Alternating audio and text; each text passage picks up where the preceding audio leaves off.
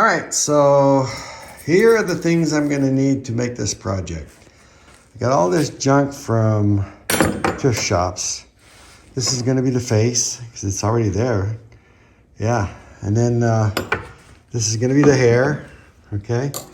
And I gotta weld all this stuff together. Cut some of these spoons to make fish out of. Chain for the anchor, which is just gonna be this. I'm gonna chop this, make an anchor out of this. This is going to be the boat. Sort of looks like a boat. Anyway, we'll see how it looks when it's all over. This is the fishing pole. It's a little big, but we'll see. I really wanted something smaller.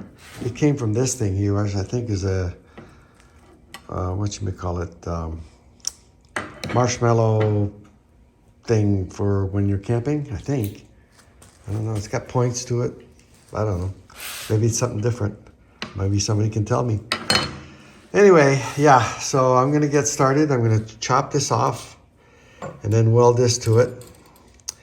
And then we'll poke some holes in here so I can drill it and mount it to the boat. The forks are gonna be the hands around this thing. So yeah, let's get started. All right, here we go. I'm gonna weld this first. And then I'll weld the sides. Let's turn that puppy on. I think I'll take it to 80.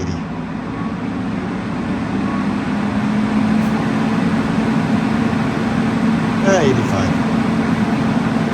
All right, let's do this. Well, that was weird. Something came spitting out of here. Some kind of rubbery, I don't know what that was. I had to go clean my tungsten. All right, well, I'm gonna do the other side.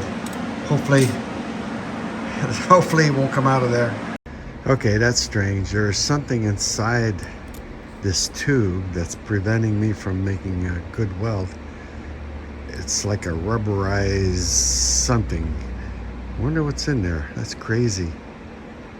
All right, well, I'll touch it up later, but the sad part is I've got to weld two forks on here. So, yeah. All right, this is the kind of stuff you come across sometimes. Well, that was a cluster, you know what. Look at that black crap come out of there.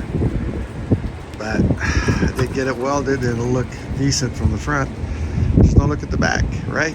Okay, so got her done. I think that's good enough. I'll wire brush it and see what happens. All right, well, that's how it's gonna look when I get done. It's the best I can do right now. It's a pain in the butt, but we'll figure it out, right? So yeah, it's getting there. All right, so I've got 6 spoons. This is where I'm gonna cut them all and then make a little fin out of them. But let's go ahead and cut these and take it from there. All right, so what I did is I smashed the end here a little bit with the hammer, and I'm gonna do that with all of them. Then I'm gonna go ahead and split them a little bit. And then I'll show you what else I'm gonna do here. I'm using a Dremel to do that, so let's do that. All right, so basically this is what I'm doing here. If it can come in focus. Let's see if I can do this, yeah. So it'll look like a little fish. I'll put an eye and a little mouth, and we'll do that to all of these. So that's my story, and I'm sticking to it until we get it all done. When I get them all done, then I'll show them to you, and we'll take it from there. I don't want to waste a lot of video just showing how I do each one. I do have to deburr them a little bit. I don't want them sharp at all, so I'll just wire brush them and clean them up. All right, well, we just got some snow yesterday. I'm in Carson City, by the way, Nevada. And this is the finished product, okay? So, like I said, I did drill this thing into this driftwood, which is pretty hard. You wouldn't think it was, but it is. It's almost like, what do you call that wood that's really hard? Anyway, you know what I'm talking about. You know what I'm talking about. And I ended up cutting these a little shorter than I mentioned the other videos. Remember, they were really long. I think I still have one left here that's long, so is this one.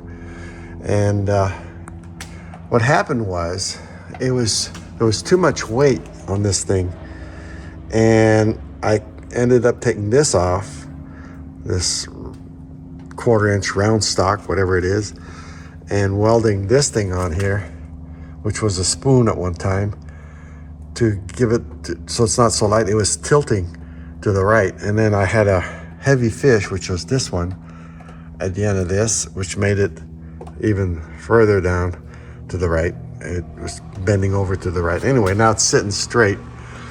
Yeah, just fishing line. I used beads.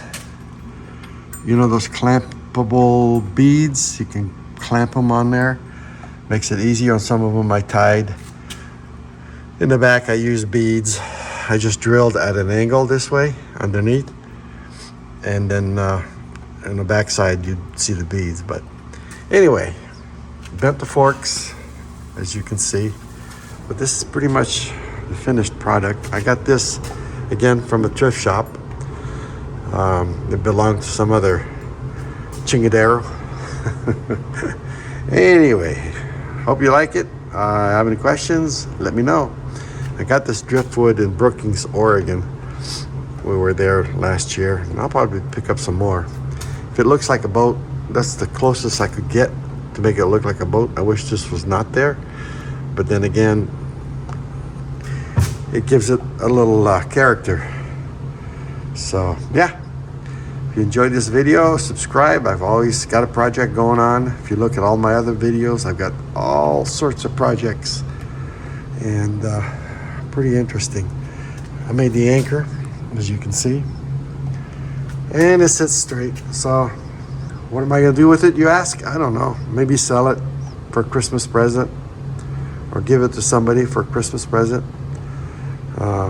Most fishermen would like to see that or have it. So subscribe and hit the bell, and we'll talk to you again soon. Thanks for watching.